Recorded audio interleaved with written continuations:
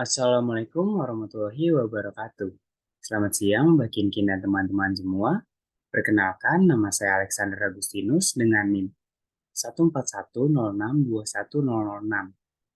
Dan pada siang hari ini, saya akan mempresentasikan proposal mini skripsi saya yang berjudul Efektivitas Unggahan Video Channel YouTube Gadgetin dalam Pemenuhan Kebutuhan Informasi pada Mahasiswa Ilmu Komunikasi UNJ 2021. Dosen, dosen pengampu saya pada mata kuliah ini adalah Dr. Kinkin Yuliati Subarsa Putri, MSI, JCS, CPR. Berikut adalah daftar isi dari mini skripsi saya, dan kemudian daftar tabel pada mini skripsi saya. Dan saya akan mulai menjelaskan dari bab 1, yaitu pendahuluan. 1.1 Latar belakang. Pada zaman yang sangat maju ini, teknologi yang semakin berkembang pesat menyebabkan pergeseran beberapa perilaku manusia dikarenakan adanya produk dari hasil teknologi tersebut. Salah satu bentuk teknologi yang sangat populer saat ini adalah platform video online, khususnya YouTube. YouTube telah menjadi sumber informasi yang penting bagi banyak orang, termasuk mahasiswa Ilkom UNJ 2021 dalam memenuhi kebutuhan informasi mereka. Salah satu channel YouTube yang populer di kalangan mahasiswa Ilkom UNJ 2021 adalah Gadgetin. Channel ini menyajikan konten-konten seputar gadget, review, dan berbagai informasi terkini seputar dunia teknologi. Mahasiswa Ilkom UNJ 2021 sering mengandalkan channel YouTube Gadgetin sebagai sumber informasi utama mereka dalam memenuhi kebutuhan informasi seputar gadget dan teknologi. Beberapa penelitian sebelumnya telah membahas tentang efektivitas unggahan video channel YouTube dalam pemenuhan kebutuhan informasi. Misalnya, penelitian oleh Aisyah pada tahun 2022 yang menguji efektivitas pesan komunikasi akun YouTube Gadgetin terhadap pengetahuan seputar gadget. Selain itu, penelitian oleh Pratiwi pada tahun 2021 juga meneliti pengaruh kualitas informasi dan pemenuhan kebutuhan informasi pada YouTube channel Gadgetin terhadap keputusan pembelian gadget. Dan kemudian, 1.2 perumusan masalah. Berdasarkan latar belakang yang telah dijelaskan, perumusan masalah dalam penelitian ini adalah seberapa efektif unggahan video channel YouTube Gadgetin dalam memenuhi kebutuhan informasi mahasiswa Ilkom UNJ 2021. Dan yang kedua, apakah terdapat hubungan antara pemenuhan kebutuhan informasi melalui channel YouTube Gadgetin dengan peningkatan pengetahuan mahasiswa Ilkom UNJ 2021. Dan yang ketiga adalah bagaimana persepsi mahasiswa Ilkom UNJ 2021 terhadap kualitas informasi yang disajikan oleh channel YouTube Gadgetin. 1.3 Tujuan penelitian. Tujuan dari penelitian ini adalah satu, untuk mengetahui efektivitas unggahan video channel YouTube Gadgetin dalam pemenuhan kebutuhan informasi mahasiswa Ilkom UNJ 2021. Dan yang kedua, untuk mengetahui hubungan antara pemenuhan kebutuhan informasi melalui channel YouTube Gadgetin dengan peningkatan pengetahuan mahasiswa Ilkom UNJ 2021. Dan yang ketiga, untuk mengetahui persepsi mahasiswa Ilkom UNJ 2021 terhadap kualitas informasi yang disajikan oleh channel YouTube Gadgetin. Selanjutnya, 1.4 Manfaat penelitian. Penelitian ini diharapkan dapat memberikan manfaat sebagai berikut. Yang pertama, memberikan pemahaman yang lebih baik tentang efektivitas unggahan video channel YouTube Gadgetin dalam pemenuhan kebutuhan informasi pada mahasiswa Ilkom UNJ 2021. Dan yang kedua, menyediakan informasi yang berguna bagi pengembangan konten dan strategi pemasaran channel YouTube Gadgetin. Dan yang ketiga adalah menambah wawasan dan pengetahuan dalam bidang komunikasi, khususnya dalam penggunaan platform video online sebagai sumber informasi. Selanjutnya, bab 2 landasan teori. 2.1 Konsep. Landasan teori pada mini skripsi ini adalah menggunakan teori pemenuhan kebutuhan atau Uses and Gratification Theory. Teori ini menjelaskan bahwa individu akan mencari informasi yang relevan dengan kebutuhan mereka. Mahasiswa Ilkom UNJ memiliki kebutuhan informasi yang beragam terkait dengan bidang studi mereka atau juga informasi untuk mereka dalam memilih gadget yang akan mereka beli. Kemudian efektivitas konten YouTube. Efektivitas konten YouTube dapat dilihat dari faktor terpaan atau terpapar dan efektivitas konten itu sendiri.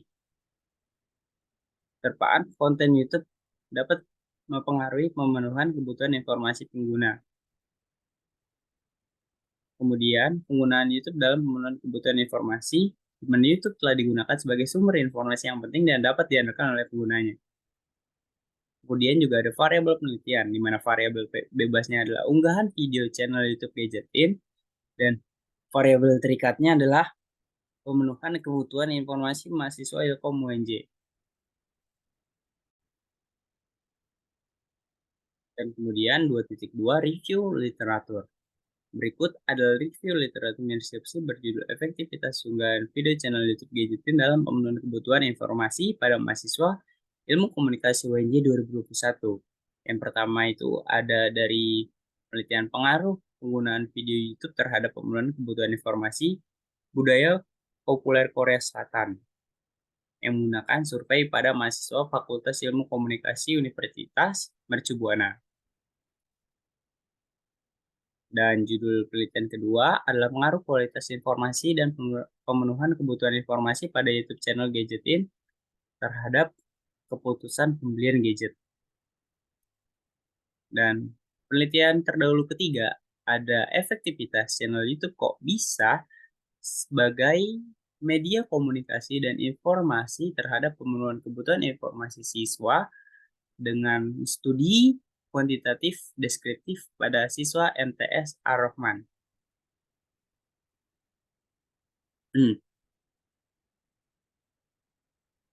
Dan penelitian terdahulu keempat, ada efektivitas konten vlogcast Tell You terhadap pemenuhan kebutuhan informasi subscribers.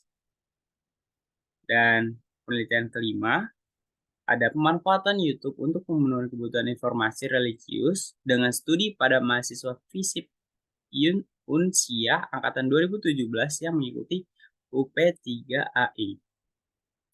Dan kemudian penelitian keenam adalah pengaruh terpaan dan efektivitas konten YouTube terhadap pemenuhan kebutuhan informasi subscribers. Dan kemudian penelitian terdahulu ketujuh berjudul pengaruh terpaan tayangan traveling channel di YouTube terhadap minat berwisata subscriber di Indonesia dengan studi pada subscribers traveling channel YouTube Ponti Ramanta.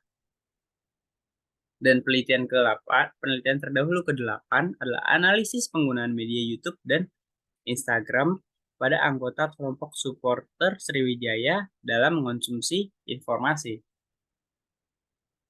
Dan yang ke-9, efektivitas algoritma YouTube sebagai kunci keberhasilan penyebaran informasi dan dakwah Islam melalui media online dengan studi terhadap komunitas YouTuber di Pati, Jawa Tengah.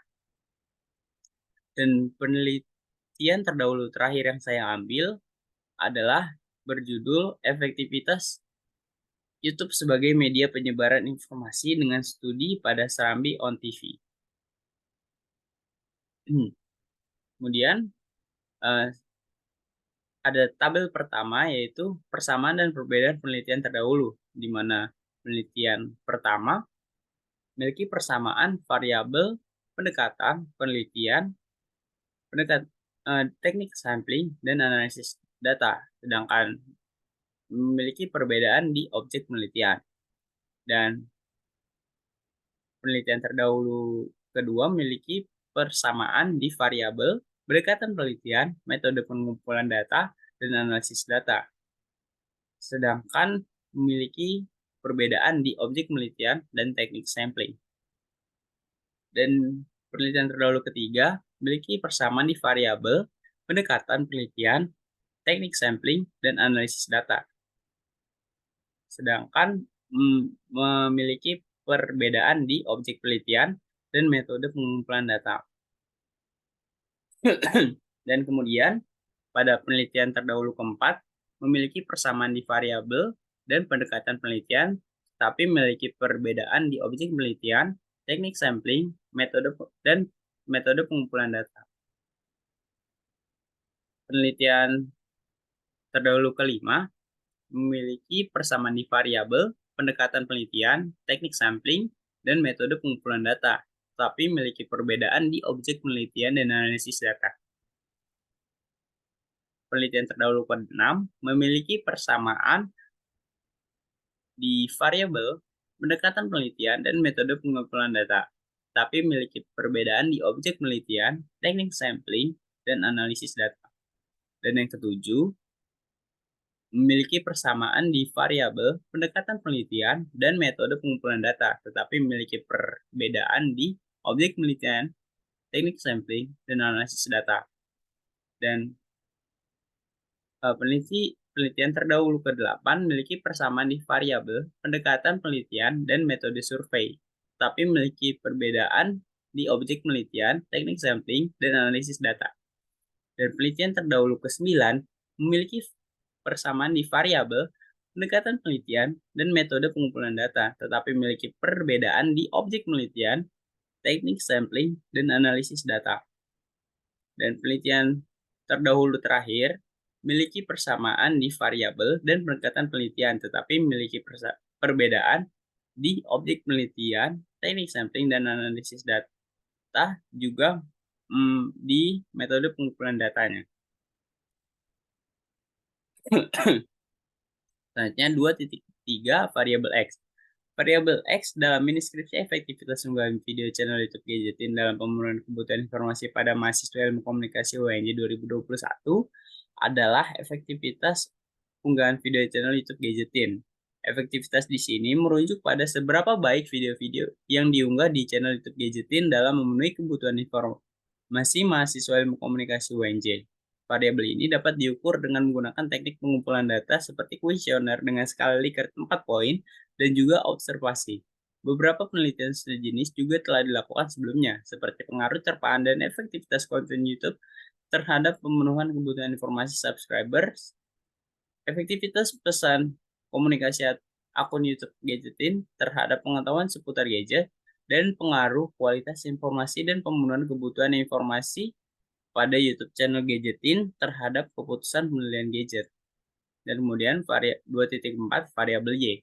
Variabel Y dalam mini skripsi ini adalah pemenuhan kebutuhan informasi di mana variabel ini mengacu pada sejauh mana video yang diunggah oleh channel YouTube Gadgetin efektif dalam memenuhi kebutuhan informasi mahasiswa Ilkom UNJ.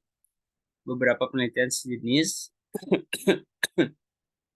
menunjukkan bahwa efektivitas konten YouTube dapat memengaruhi pemenuhan kebutuhan informasi. Seperti menurut Abitya pada tahun 2023, lalu juga penelitian lain menunjukkan bahwa kualitas informasi juga berpengaruh pada pemenuhan kebutuhan informasi menurut Aini pada tahun 2019. Oleh karena itu, dalam mini skripsi ini, variabel Y akan diukur dengan menggunakan kuesioner yang menyatakan sejauh mana video yang diunggah oleh channel YouTube Gadgetin efektif dalam memenuhi kebutuhan informasi mahasiswa Ilkom UNJ. Dan selanjutnya 2.5 model penelitian. Model penelitian mini skripsi. Model penelitian mini skripsi ini menggunakan pendekatan kuantitatif dengan menggunakan metode deskriptif, di mana variabel yang digunakan dalam penelitian ini adalah terpaan atau X dan efektivitas konten atau Y terhadap pemenuhan kebutuhan informasi subscribers.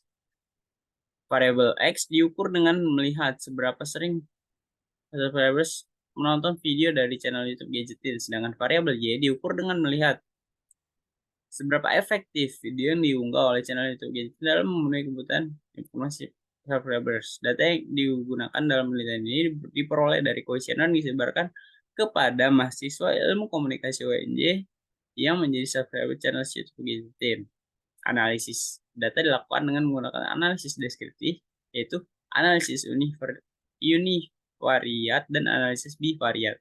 Dan ini adalah variabel X dan variabel Y dari mini skripsi saya. Kemudian 2.6 hipotesis teori. Hipotesis teori mini skripsi ini dapat dirumuskan sebagai berikut, di mana hipotesis 0 di mana tidak ada pengaruh signifikan antara unggahan video channel YouTube Gadgetin terhadap pemenuhan kebutuhan informasi pada mahasiswa Ilkom UNJ. Sedangkan hipotesis alternatif atau H1 terdapat pengaruh signifikan antara unggahan video channel YouTube Gadgetin terhadap pemenuhan kebutuhan informasi pada mahasiswa Ilkom UNJ. Hipotesis tersebut didasarkan pada teori-teori yang telah dijelaskan dalam beberapa jurnal dan penelitian studi terdahulu. Kemudian, bab 3, metode penelitian. 3.1 paradigma penelitian. Paradigma penelitian mini skripsi ini adalah positifis atau objektif, mana pendekatan penelitian ini menekankan pada penggunaan metode ilmiah yang objektif dan dapat diukur secara kuantitatif untuk menghasilkan data yang akurat dan valid. Dalam hal ini, penelitian ini menggunakan metode kuantitatif dengan teknik pervasive sampling yang diumumkan dengan menggunakan kuesioner menggunakan skala Likert 4 poin. Pendekatan positifis objektif ini sangat relevan dengan judul mini skripsi yang membahas tentang efektivitas unggahan video channel YouTube Gadgetin dalam pemenuhan kebutuhan informasi. Dalam hal ini, penelitian ini bertujuan untuk mengukur pengaruh terpaan dan efektivitas konten YouTube terhadap pemenuhan kebutuhan informasi penontonnya. Selain itu, pendekatan positifis objektif juga memungkinkan peneliti untuk melakukan analisis statistik yang dapat menghasilkan kesimpulan yang objektif dan dapat diandalkan mengenai pengaruh terpaan dan efektivitas konten YouTube terhadap pemenuhan kebutuhan informasi subscriber menurut Susilo pada tahun 2020. 3.2 pendekatan penelitian. Pendekatan penelitian yang digunakan dalam mini skripsi ini adalah kuantitatif. Pendekatan kuantitatif digunakan untuk menghasilkan data yang dapat diukur secara kuantitatif dan dianalisis dengan menggunakan metode statistik.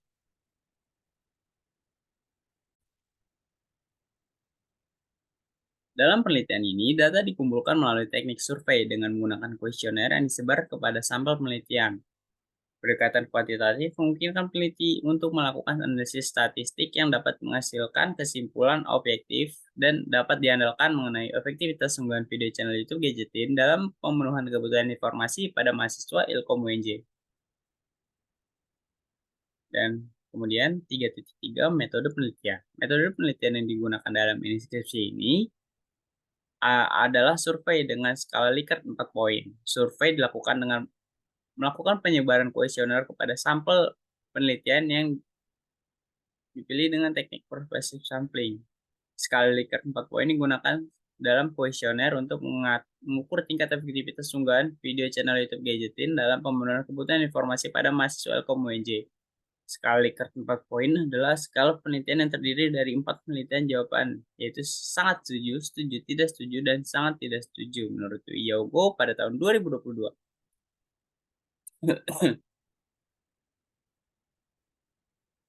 Dan kemudian 3.4 populasi sampel teknik dan juga teknik penarikan sampel. Populasi pada mini skripsi ini adalah mahasiswa ilmu komunikasi Universitas Negeri Jakarta angkatan 2021 yaitu 127 orang. Sedangkan sampel adalah mahasiswa Ilkom UNJ yang aktif menggunakan YouTube sebagai sumber informasi dan pernah menonton video dari channel YouTube Gadgetin. Teknik pervasive sampling dipilih karena sampel yang diambil harus memenuhi kriteria tertentu mahasiswa Ilkom UNJ.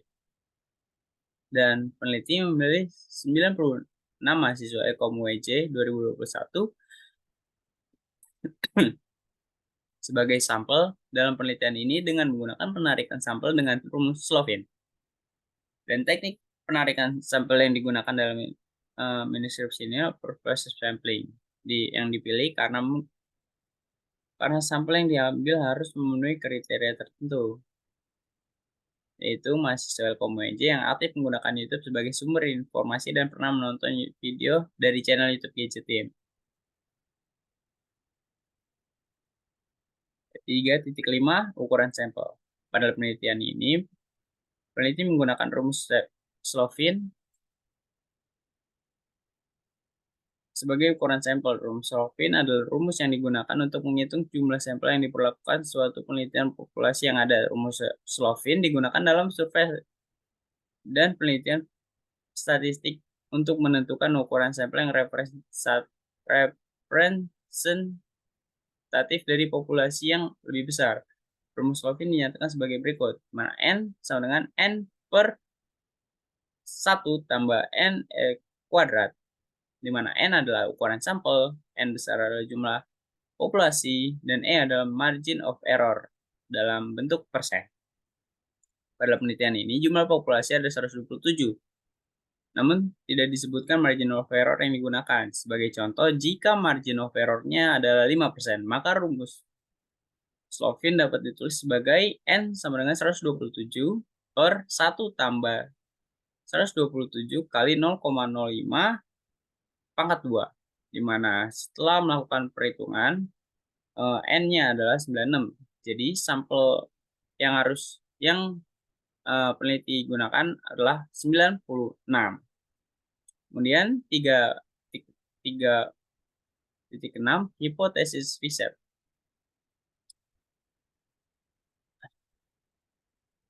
Hipotesis ini didasarkan pada penelitian sebelumnya yang menunjukkan adanya pengaruh terpaan dan efektivitas konten YouTube terhadap pemenuhan kebutuhan informasi dan keputusan pembelian gadget oleh Fazah pada tahun 2020. Kemudian 3.7 hipotesis statistik. Hipotesis ini akan diuji menggunakan uji statistik regresi linear berganda untuk melihat pengaruh, terpaan, dan efektivitas konten YouTube Gadgetin terhadap pemenuhan kebutuhan informasi pada mahasiswa UNJ.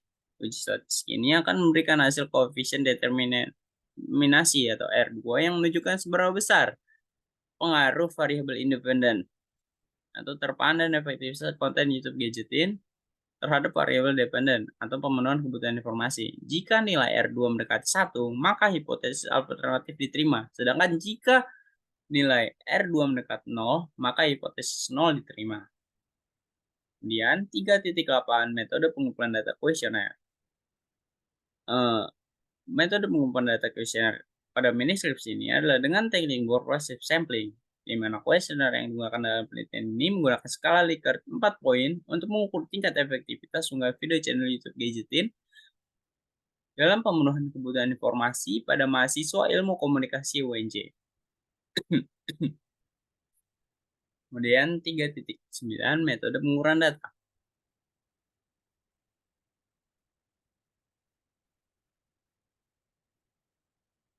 Yang pertama adalah validitas. Validitas kuesioner dalam miniskripsi ini diukur menggunakan uji validitas konten dengan menggunakan rumus IVK atau indeks validitas konten. IVK dihitung dengan membagi jumlah ahli yang setuju dengan jumlah total ahli yang memberikan penelitian pada setiap item kuesioner.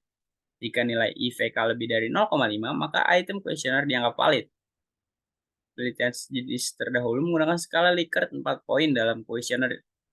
Juga menggunakan validitas kuesioner menggunakan uji validitas konten dengan rumus IVK. Seperti penelitian terdahulu yang dilakukan oleh Zafran pada tahun 2020. Dan selanjutnya ada reliabilitas. Penelitian ini akan menggunakan reliabilitas kuesioner untuk menggunakan uji Alpha-Cronbach.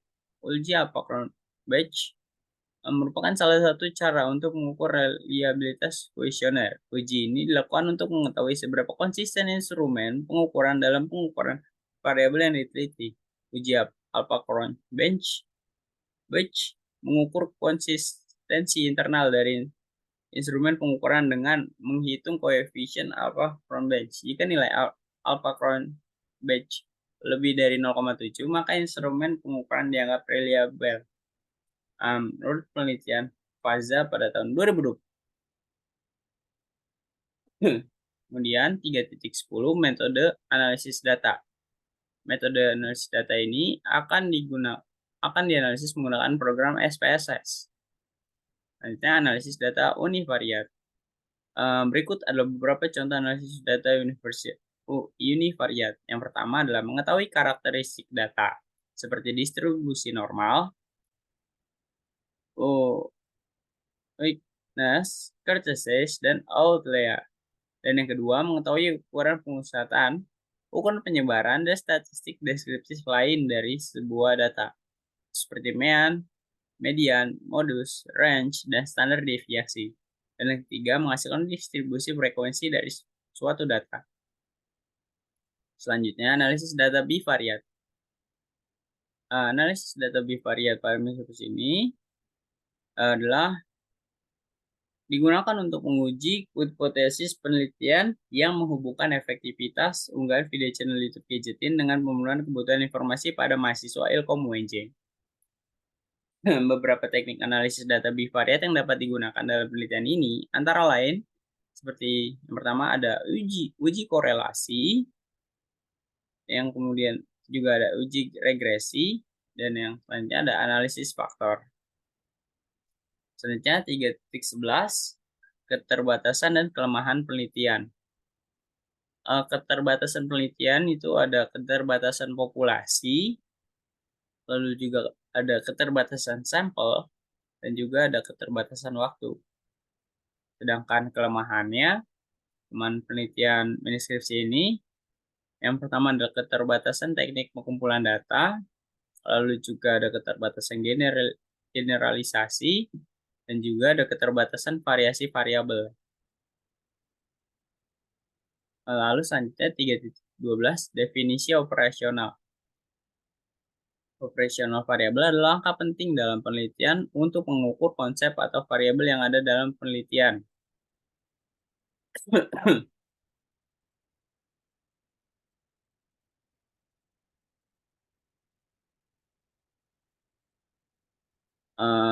Di mana variabel utama adalah efektivitas unggahan video channel YouTube Gadgetin dalam pemenuhan kebutuhan informasi. Ini mana variabelnya adalah efektivitas unggahan video, dimensinya keefektifan konten video, dan indikatornya tingkat keterlibatan pengguna dalam bentuk jumlah tampilan video, jumlah like, jumlah komentar, dan lain-lain. Sedangkan skalanya adalah skala Likert 4 poin. Dan variabel yang kedua adalah pemenuhan kebutuhan informasi. Dimensinya adalah kepuasan pengguna terhadap informasi yang diberikan oleh video-video Gadgetin. Indikatornya adalah skor kepuasan penggunaan berdasarkan survei, dan skalanya juga skala Likert 4 poin. Sedangkan variabel kontrol, di mana mahasiswa ilmu komunikasi UNJ 2021, yang pertama itu variabelnya adalah tingkat keterlibatan dalam mengakses video Gadgetin, dimensinya adalah frekuensi mengakses video Gadgetin, dan indikatornya adalah jumlah kunjungan ke channel YouTube Gadgetin dalam sebulan. Dan skalanya adalah skala jumlah kunjungan, misalnya 0 sampai 5 kali, 6 sampai 10 kali, dan 11 sampai 15 kali, dan seterusnya. Dan yang kedua, variabelnya adalah penggunaan media lain untuk pemenuhan kebutuhan informasi. Dan dimensinya adalah penggunaan media lain selain YouTube untuk mendapatkan informasi. Dan indikatornya adalah frekuensi penggunaan media lain. Dan skalanya, skala jumlah frekuensi penggunaan media lain. Misalnya tidak pernah, kadang-kadang, sering, atau selalu. Selanjutnya 3.13 operasionalisasi konsep OK. Dalam penelitian ini, peneliti akan mengoperasikan konsep efektivitas unggahan video channel YouTube Gadgetin dalam pemenuhan kebutuhan informasi pada mahasiswa Ilkom UNJ 2021. Berikut adalah definisi operasional pada utama yang terkait dengan konsep ini. Tabel kedua ini adalah efektivitas unggahan video YouTube Gadgetin dalam pemenuhan kebutuhan informasi. Variabel yang pertama adalah efektivitas unggahan video. Dimensinya keefektifan konten video, indikator jumlah tampilan video, definisi operasional adalah jumlah total tampilan video channel YouTube Gadgetin, dan skala pengukurannya adalah skala jumlah. Selanjutnya jumlah like video, di mana definisi operasionalnya jumlah total like pada video channel YouTube Gadgetin, dan skalanya skala jumlah. Begitu juga dengan jumlah komentar video. Dan kemudian variabel yang kedua adalah pemenuhan kebutuhan informasi. Dimensinya adalah kepuasan pengguna, indikatornya adalah skor kepuasan pengguna berdasarkan survei, dan definisi operasionalnya adalah skor kepuasan pengguna terhadap informasi yang diberikan oleh video. Nah, skalanya menggunakan skala survei, skala Likert 1 sampai 4. Skala Likert 4 poin. Selanjutnya, tabel yang ketiga, tabel OK, variabel kontrol mahasiswa ilmu komunikasi UNJ. Mana variabel yang pertama adalah tingkat keterlibatan dalam mengakses video Gadgetin. Dimensinya frekuensi mengakses video, indikatornya jumlah kunjungan ke channel YouTube Gadgetin dalam sebulan, definisi operasionalnya jumlah total kunjungan ke channel YouTube Gadgetin dalam sebulan, dan skalanya skala jumlah. Variabel yang kedua adalah penggunaan media lain untuk pemenuhan kebutuhan informasi.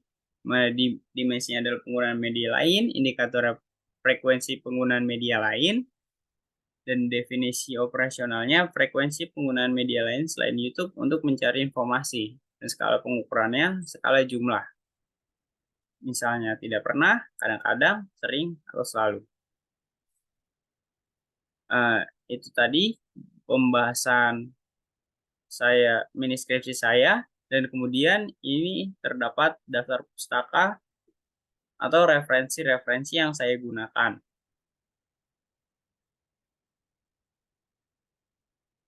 Dan selanjutnya juga ada lampiran di mana terdapat data masalah atau uniqueness proposal penelitian saya seperti berikut. Dan juga ada kuesioner proposal skripsi saya, di mana masing-masing variabel memiliki 10 pertanyaan. Variabel X, efektivitas unggahan video channel YouTube Gadgetin, terdapat 10 pernyataan dengan skala Likert 4 poin. Begitu juga dengan variabel Y, pemenuhan kebutuhan informasi, terdapat 10 pernyataan dengan menggunakan skala Likert 4 poin. Baik, sekian penjelasan saya tentang proposal mini skripsi saya. Kurang lebihnya mohon maaf. Atas perhatiannya saya ucapkan terima kasih. Wassalamualaikum warahmatullahi wabarakatuh.